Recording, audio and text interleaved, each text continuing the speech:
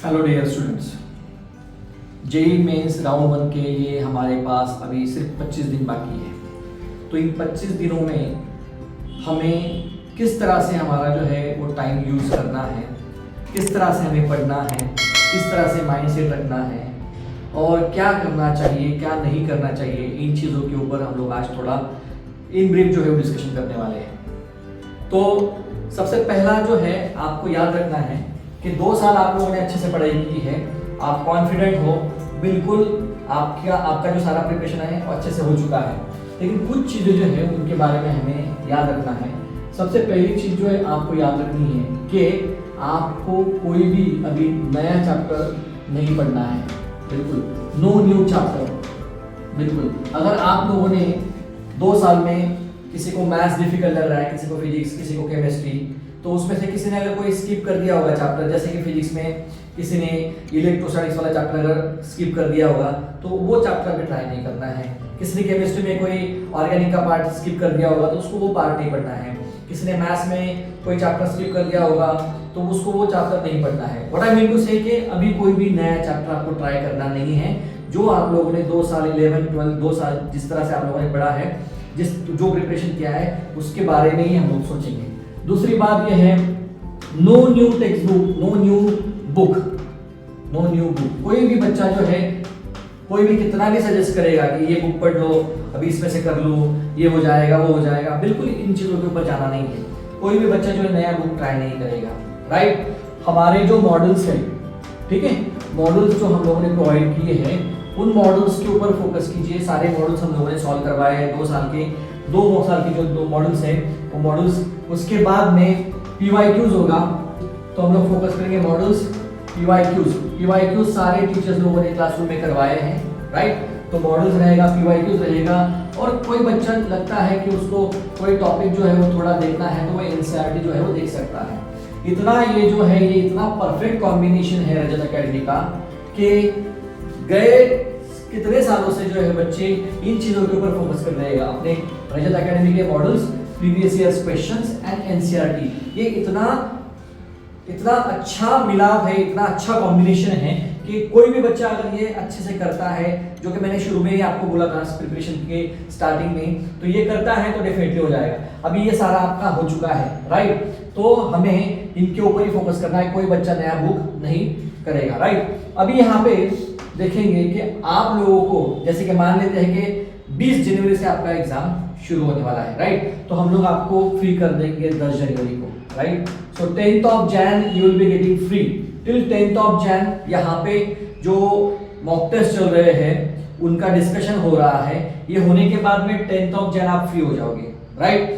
तो अभी आप लोगों का जो है डेली शेड्यूल जो है वो चल रहा है कि आप लोग प्रिपरेशन कर रहे हो, मॉक टेस्ट के लिए आ रहे हो, घर पे जा रहे हो, थोड़ा रेस्ट करके पूरा दिन जो है बाद में आप लोग प्रिपेयर कर रहे हो, दूसरे दिन आप मॉक टेस्ट के लिए आ रहे हो, उसके बाद में नेक्स्ट डे जो है वो मॉक टेस्ट का डिस्कशन हो रहा है। ये सारा जो है आपको चलने देना है स्मूथली। आप लोगों ने बहुत अच्छे से प्रिपरेशन किया है, आपके मॉक्स के मार्क्स भी अच्छे से आ रहे हैं, ठीक है।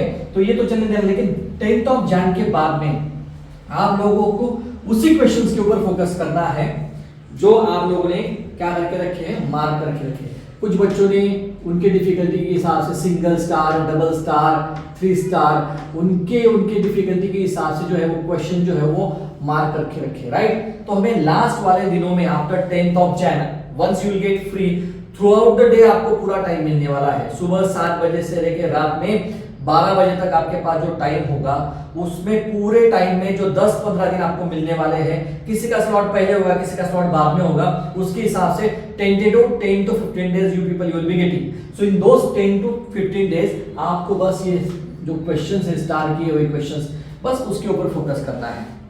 आपको पूरा सब्जेक्ट रिवाइज करने की जरूरत नहीं है, पूरे चैप्टर्स देखने की जरूरत नहीं है, बिल्कुल, क्योंकि लास्ट के 10-12-15 दिनों में आप क्या ही कर लोगे, राइट। तो उससे अच्छा है चैप्टर्स जो है एक चैप्टर्स निकालना है, उनके जो अकॉर्डिंग टू डिफिकल्टी जो आप लोगों ने सिलेक्ट किए हैं क्वेश्चंस, बस उनके ऊपर फोकस करना है आपको। Single star, double star, 3 star difficulty के हिसाब से बस उन्हीं क्वेश्चंस के ऊपर देखना है।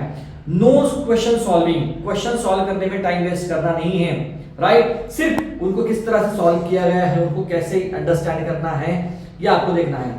और क्या चीज आपको रिवाइज करनी है मैं आपको बताना चाहूंगा। अगर हम लोग फिजिक्स में जाएंगे कि आपको फिजिक्स में क्या रिवाइज करना है। तो फिजिक्स में आप लोगों को जो शॉर्टकट्स दिए गए हैं टीचर लोगों ने, शॉर्टकट्स राइट, उनको अच्छे से एक बार देखना है राइट। उसके बाद में जो डिफिकल्ट फॉर्मूले रहेंगी राइट, डिफिकल्ट फॉर्मूले, बस उसके ऊपर जो है आपको फोकस करना है, डिफिकल्ट फॉर्मूले के ऊपर फोकस करना है और इन क्वेश्चंस के ऊपर, मतलब शॉर्टकट्स, फॉर्मूले, डिफिकल्ट फॉर्मूले, उसके बाद में जो स्टार वाले क्वेश्चंस है चैप्टर वाइज, उन क्वेश्चंस के ऊपर फोकस करना है। ये हो गया फिजिक्स के बारे में। केमिस्ट्री का अगर हम लोग देखेंगे तो केमिस्ट्री में जो इंपॉर्टेंट पार्ट है वो मैकेनिज्म, रिएक्शंस और मैकेनिज्म, बस इनके ऊपर जो है आपको एक बार थोड़ा फ्लैश डालना पड़ेगा, उनको पढ़ना पड़ेगा अच्छे से। ऑर्गेनिक का पार्ट और सारा जो रिएक्शंस होगा, सारे रिएक्शन आपको एक बार देखनी पड़ेगी। उसके बाद में वापस से वही जो स्टार्स किए हुए क्वेश्चन से 2 साल से आप बुकलेट्स देखते आ रहे हो, बराबर है कि नहीं, तो वो बुकलेट्स, मॉड्यूल्स, पीवाईक्यूज, उनमें जो आप लोगों ने स्टार्स किए हुए क्वेश्चन है बस उनको पढ़ना है राइट। उसके बाद में मैथ्स राइट, तो मैथ्स में आपको पता है कि आपका स्ट्रॉन्ग पार्ट कौन सा है। किसी को ट्रिग्नोमेट्री वाला पार्ट अच्छा लगता होगा, किसी को ज्योमेट्री वाला पार्ट अच्छा लगता होगा, किसी को अलजेब्रा वाला पार्ट अच्छा लगता होगा। उसके हिसाब से जो आपका स्ट्रॉन्ग पॉइंट है वो छोड़ दीजिए, जो आपको लग रहा है जो वीक पॉइंट्स हैं उनके ऊपर फोकस करना है, उनके जो चैप्टर्स है उन चैप्टर्स के स्टार वाइज क्वेश्चन है उनके ऊपर फोकस करना है। और मैथ्स में तो विदाउट फॉर्मूले कुछ होता ही नहीं है राइट, तो फॉर्मूले जो है वो परफेक्ट होनी चाहिए आपकी, बिल्कुल ठीक है। तो लास्ट के 10 दिनों में आपको ये सारी चीजें जो है वो करनी है राइट। उसके बाद में आपका शेड्यूल जो है वो बिल्कुल फिक्स होना चाहिए। शेड्यूल, सुबह आप लोग प्रॉपर टाइम पे उठेंगे, पूरे दिन का जो है शेड्यूल आपका फिक्स होना चाहिए।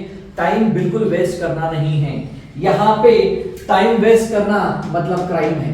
मैं हमेशा बोलता हूँ बच्चों को, wasting time is a crime. Okay, so time last के 10 से 15 दिनों में हमें बिल्कुल वेस्ट करना नहीं है।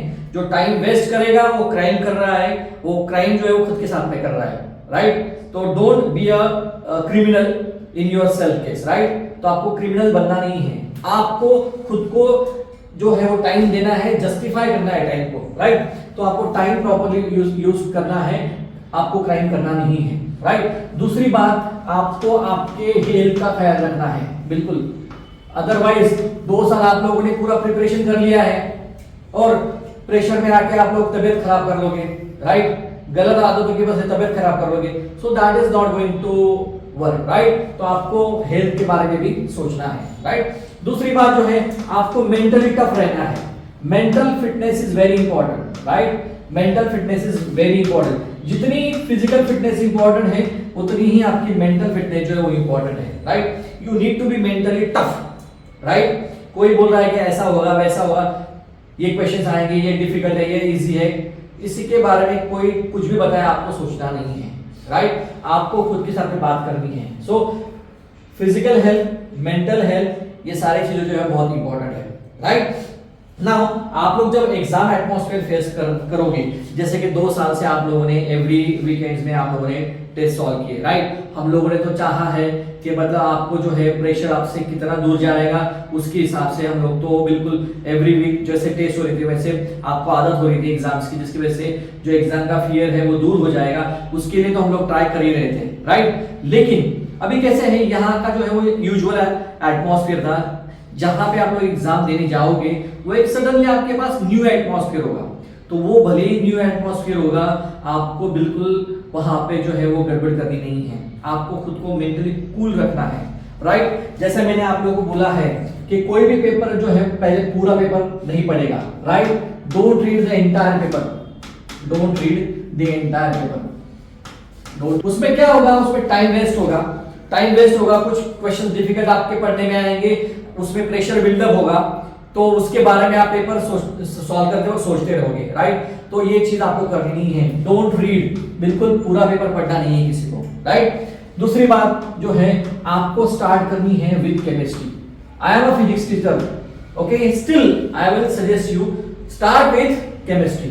तो आपका पेपर जो शुरुआत होगा वो केमिस्ट्री से होगा। The reason behind that is what, कि केमिस्ट्री में मिनिमम न्यूमेरिकल्स होते हैं, मैक्सिमम थ्योरेटिकल क्वेश्चंस होते हैं, और compare to physics chemistry maths, मतलब कंपेयर टू मैथ्स और फिजिक्स केमिस्ट्री जो है वो आसान होता है राइट। यहाँ पे जो डिस्कशन हम लोग करें वो सिर्फ हम लोग जेईई मेंस राउंड 1 के लिए बात करें राइट। तो उसमें आपको सबसे पहले केमिस्ट्री वाला जो है पार्ट उसको शुरू करना है राइट। जो क्वेश्चंस आ रहे हैं उनको करो, जो नहीं आ रहे उनको छोड़ दो। उसके बाद में आपको जाना है फिजिक्स के ऊपर, राइट।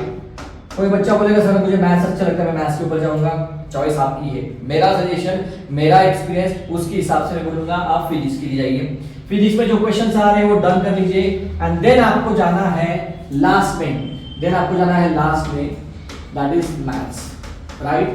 और मैथ्स में भी जो क्वेश्चंस आ रहे हैं उनके ऊपर फोकस कर लीजिए, जो नहीं आ रहे उनको छोड़ दीजिए, राइट। सारा फिजिक्स, उसके chemistry, physics and then maths, ये सारा सीक्वेंस फॉलो करने के बाद में जो आपके पास टाइम बचेगा, इन दैट सेव टाइम आपको वापस से केमिस्ट्री के ऊपर जाना है। सोचा है कि कौन से क्वेश्चन आपके छूट गए हैं, उनमें से कोई क्वेश्चन आपको आ रहा है क्या? If you are confident then only attempt those question, right. 2 साल से मैं आपको बोलता आ रहा हूं कि भले आपके पास 75 क्वेश्चंस है, right, but don't try to solve all those 75 questions, okay. आप आपके हिसाब से, जैसे कि बहुत सारे बच्चे हैं वो 40-45 क्वेश्चंस जो है वो एरर ले जो है क्वेश्चन कर रहे हैं। सो 40-45 क्वेश्चंस मतलब एक अच्छा स्कोर हो जाता है, राइट। तो अगर आप लोग 45 क्वेश्चंस का भी अगर टारगेट रखते हैं आउट ऑफ दिस 75, तो मैं बोलूंगा आपको कि केमिस्ट्री में 25 से आपको 20 से कम क्वेश्चंस होने ही नहीं चाहिए, 20 क्वेश्चंस कम से कम होने चाहिए। If you are getting 80 marks in chemistry, okay, without losing, then you will be in the few top rank students, right. तो आपका टारगेट ये होना ही चाहिए, केमिस्ट्री में 20 क्वेश्चन आपको करना ही है। उसके बाद में जो फिजिक्स में 25 क्वेश्चन बचेंगे, उसमें से मैं आपको सजेस्ट करूंगा कि आपके 15 से जो है वो 18 क्वेश्चन जो है वो होनी चाहिए, राइट। ऑलमोस्ट 15 से 18 क्वेश्चन जो है आपके होने चाहिए, ठीक है। मिनिमम 15 क्वेश्चंस पकड़ लेंगे हम लोग, राइट। केमिस्ट्री में 20 से कम क्वेश्चंस सॉल्व करना, 20 से कम मतलब वो क्राइम है, राइट। तो 20 या 20 से ज्यादा ही क्वेश्चन आपके होने जाएंगे। पूरे अगर कर पाएंगे तो बस सोने पे सुहागा, दूध में घी शक्कर, जो भी कुछ आपको बोलना है बोल लीजिए। लेकिन ये 25 क्वेश्चन जो है वो आपका लाइफ जो है वो चेंज करने वाले हैं, ठीक है। उसके बाद में फिजिक्स में मैंने जैसे बोला 15 to 18 क्वेश्चन सॉल्व होते हैं, वो भी बहुत मस्त माहौल हो जाएगा।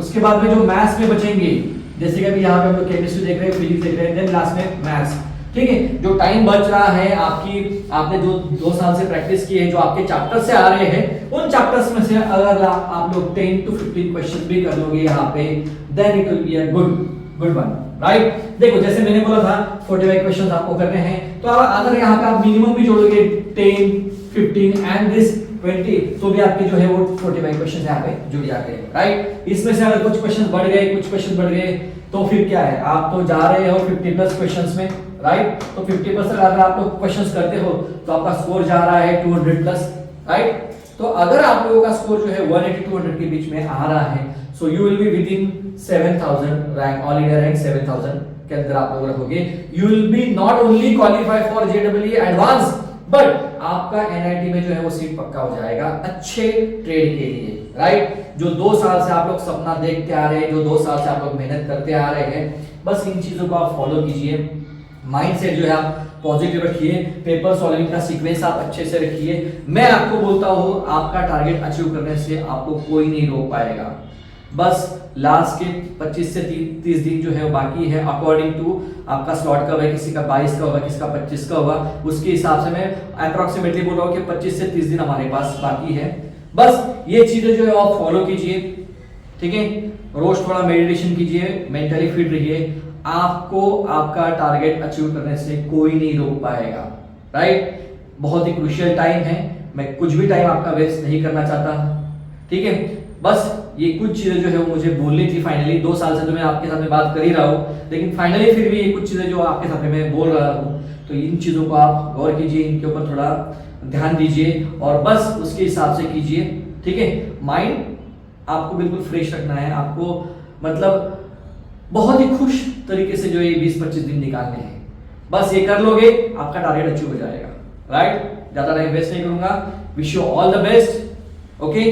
भगवान आपको आपका टारगेट अचीव करने में सहाय करेगा।